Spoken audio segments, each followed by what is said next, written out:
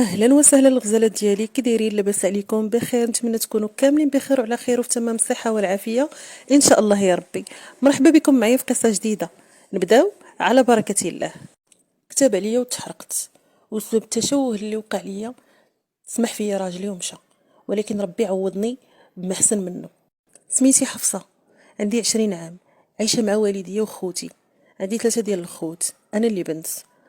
مهم، جا خطب فيا واحد السيد، وداك السيد دارنا ما بغاوش، وانا ديجا كنت كنعرفو من الايام ديال القرايه، وكنا كنبغيو بعضياتنا ومواعدين بعضياتنا اننا ما عمرنا غادي نتفارقوا.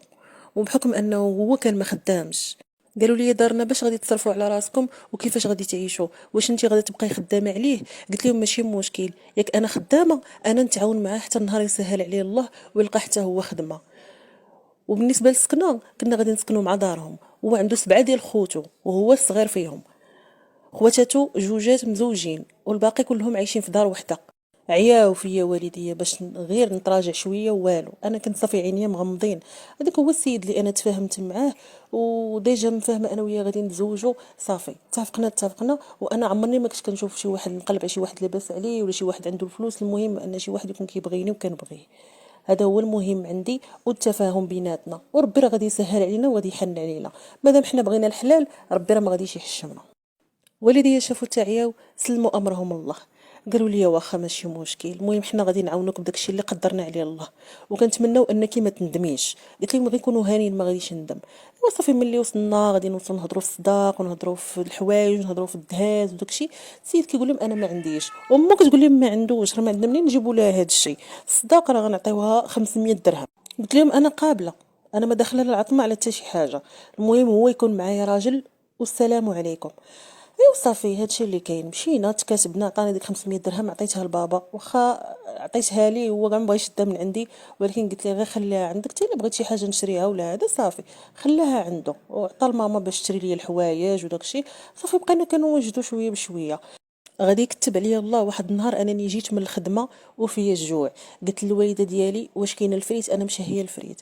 قالت لي لا راه درتها في الغدا، ولكن قلت غادي تبقى غادا تبرد، ما خليتش لك حقك، راه كاينه منقيه وكاينه في الثلاجه، هزيها راه بالما ديالها صفيها وقليها، ودير زيدها على المرقه، انا خليت لك الدجاج وخليت لك كل شيء. صافي داكشي فعلا اللي درت، مشيت هزيت الزيت درتها فوق البوطه، بقيت جالسه سهيت حتى ديك الزيت سخنات بزاف، وانا نلوح فيه هذيك الفريت، هزيتها من الماء وانا نلوحها فيها نيشان. تخيلوا غيطلع واحد الشنبور ديال العافيه وانا لابسه تريكو ديال الصوف، كان كل مونطي. غادي تشد فيا ديك العافيه من وجهي حتى لتحت ديال صدري. عرفتوا كنحاول باش نطفيها، ولكن ما بغاتش تطفي، الثوب كان داخل فيه حتى النيلو.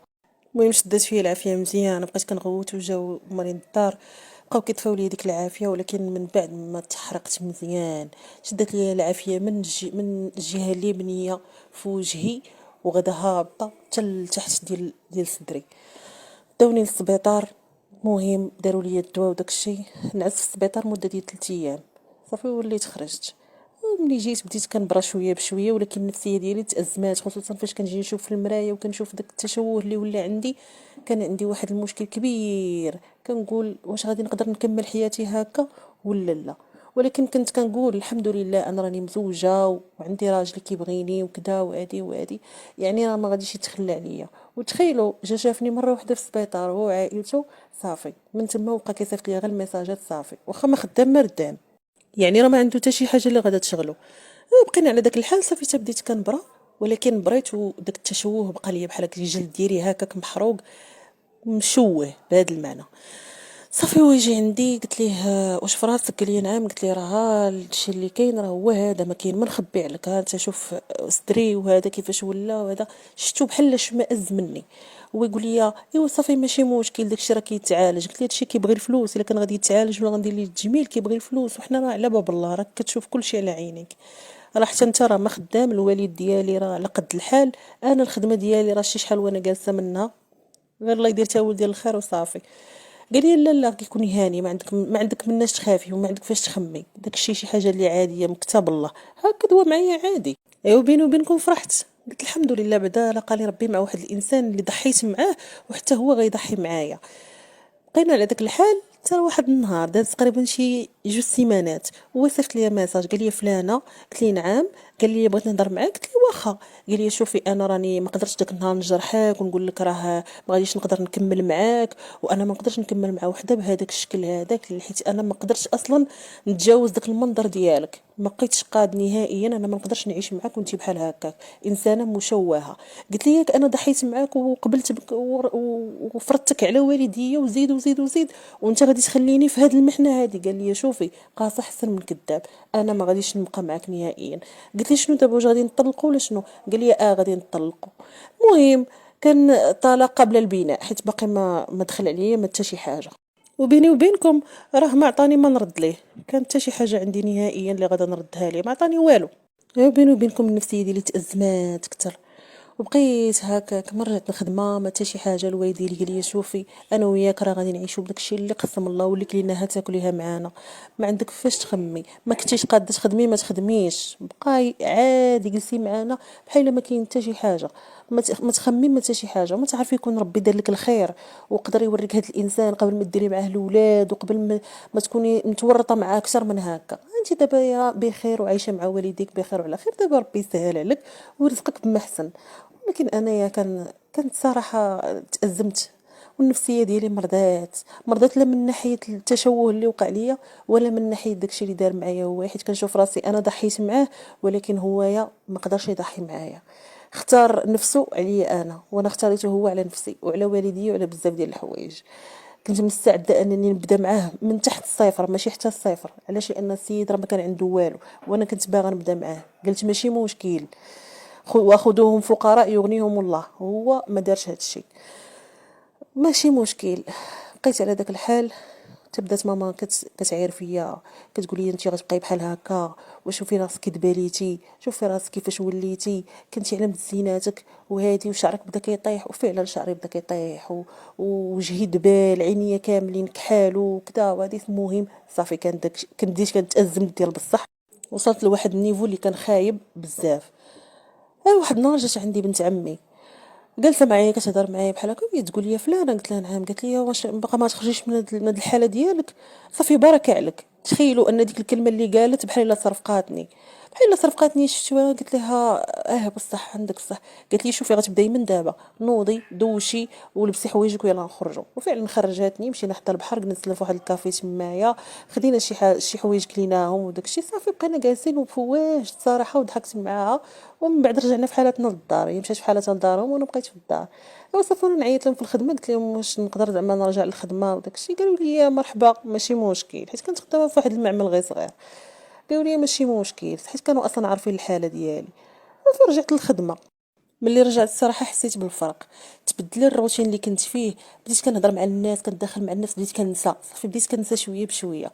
وفعلا نسيت لدرجه اني واحد النهار تلاقيت معاه هو وصحابه في الطريق وما تسوقتوش، هو بقى كيشوف فيا ولكن انا ما تسوقتوش. ما كنتش كندير الزيف، ولكن ملي وقع لي هذا المشكل وليت كندير الزيف باش انني كندرك داك التشوه اللي عندي. وبقينا بحال هكاك صافي. حتى واحد النهار قالت لي ماما واش تمشي معايا عند الطبيب ديال القلب، حيت ماما كانت متبعه عند واحد الطبيب ديال القلب، ومن 3 شهور كتمشي عنده. قلت لها واخا ماشي مشكل، ولكن راه خصني نقولها لهم في الخدمه باش يخليوني نجلس. وقلتها لهم صافي، قالوا لي سيري ماشي مشكل. مشيت انا وياه هذاك النهار.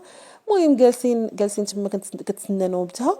هو يجي واحد ديليغي جا، يعني حنا خاصنا ندخلوا قبل منه، ولكن ملي جا هو خاصو هو يدخل قبل منا يشوف الطبيب ويخرج. وكان هاز في يديه واحد لاجوندات، وانا قلت لماما والله الا زوينين دوك لاجوندات اللي عنده، كون عطاني وحده. قالت لي يا ماما كوني تحشمي، ويلا لا يعطيك وحده، داكشي راه كيجيبوه بالحساب وكيعطيو الاطباء، ماشي كيعطيو الناس العاديين بحالنا. ماما كانت حشوميه بزاف. قلت لها والله حتى غنقولها لي، ايوا خليته تخرج، ملي خرج ما في يديه حتى شي وحده. وانا نقول لي خويا ممكن نسولك؟ قال لي مرحبا. قلت لي عافاك، واش نلقى عندك شي اجنده بحال هذيك اللي دخلتي دابا للطبيب بغيتها؟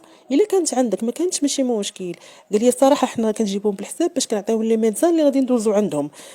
قال لي الا بغيتي شي وحده نقدر نخليها لك عند الفرمليه هنايا، النهار اللي تجيو تاخديها. قلت لي حنا راه ما كنجيو من 3 شهور.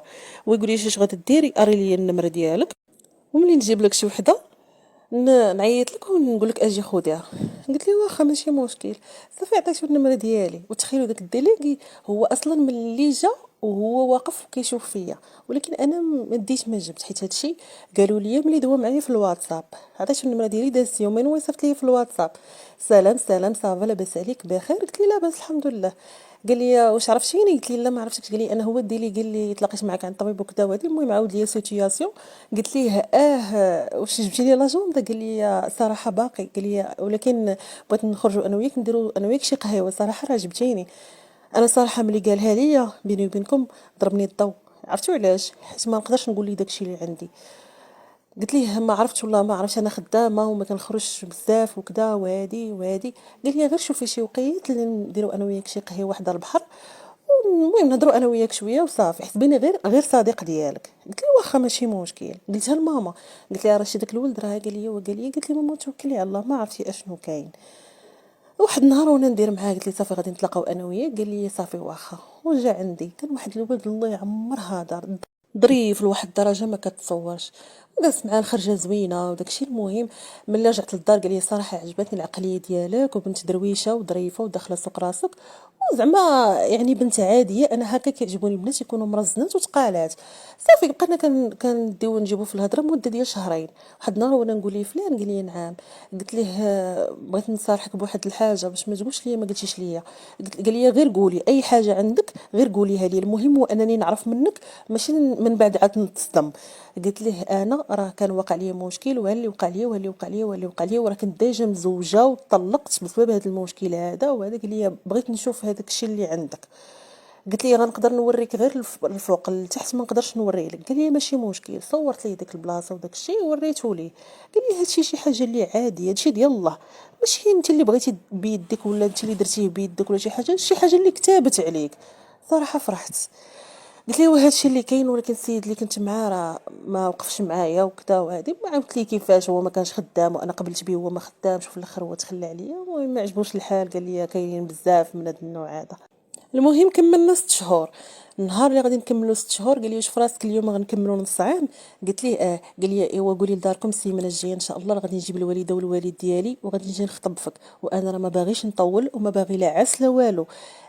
غادي نتكاتبوا انا وياك ونجيو انا وياك في حالاتنا لدارنا، سيمانه غنمشيو ندوزوها في شي بلاصه ونجي باش نبدا الخدمه ديالي.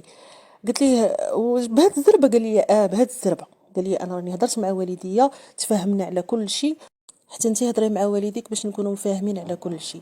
ودازت سيمانه وجابوا لي الخطبه وجابوا لي الحوايج، جابوا لي الخواتم، عطاوني الصداق، ما خلاو ما داروا ليا. ومو الصراحه كانت واحد الانسانه طيبه، انسانه طيبه باش غادي تولد واحد الانسان اللي بحال هذاك الشكل هذاك، وغتربي واحد الانسان بحال هذاك الشكل. كانوا والديه الله يعمرها دار هما كانوا شلوح، الاصل ديالهم كانوا شلوح صراحه. قالوا لي ملي غادي يوصل الصيف الا كنتي مساليه وكان راجلك مسالي عنده زعما ما عنده لا خدمه لا والو، نقدروا نمشيو للبلاد عندنا ونديروا التقاليد ديالنا تما ونديروا شي عرس يكون خفيف ويمشيو والديك حتى همايا باش تعرفي على الدوار ديالنا وتعرفي التقاليد ديال الشلوح. المهم داكشي كامل. بيني وبينكم عجبني الحال. هما اصلا في الدهاز ديالي جابوا لي لبسه ديال الشلوح بالنقره ديالها بداكشي ديالها كامل. ايوا تكتبنا ومشيت في حالتي لداري، والولد كان عايش بوحدو، عنده دارو بوحدو، دارو ديالو، دارو طوموبيلتو وبرزقو وبخدمته، ما كان خاصو حتى شي حاجه. ما خلانيش نخدم. قال لي صافي جلسي قاب لي دارك وان شاء الله الا رزقنا ربي بشي وليدات تقاب ليهم وتقريهم. وهذا الشيء اللي بغيت انايا فقط، هو ان تهلاي في راسك وتهلاي في وليداتك وتهلاي فيا. صافي الله يجعل البركه. كنت فرحانه بزاف، ووالديا كانوا فرحانين بيا وفرحانين بيه وعاجبهم الحال. وفكرني الوالد ديالي قال لي واش كنت قلت لك ان ربي سبحانه وتعالى عمره ما غادي يخيبك، مادام ان نيتك زوينه وقلبك زوين وايمانك بالله قوي، عمر ربي ما غادي يخيبك. هانتي شوفي ربي رزقك بمحسن ورزقك براجل ما شاء الله. عشت في داري وعشت مع راجلي، وحاليا عندي ولد عنده 4 سنين وحامله قريبا نولد. اللهم لك الحمد. تأكدت باللي ماشي دائما ممكن يكونوا الاختيارات ديالنا هما اللي صالحين لينا. الله سبحانه وتعالى هو اللي عارف اشنو هي الحاجه اللي صالحه لينا، واخا حنا ما غتعجبناش ديك الساعه، ولكن من بعد غادي نعرفوا بان ما كانش صالحه لنا ديك الاختيار ديالنا، وداكشي اللي اختار لنا الله سبحانه وتعالى كان هو اللي في الصالح ديالنا. الحمد لله. الغزالات ديالي كانت هذه هي القصه ديالنا اليوم. نتلاقاو في قصه جديده ان شاء الله. وبسلامه.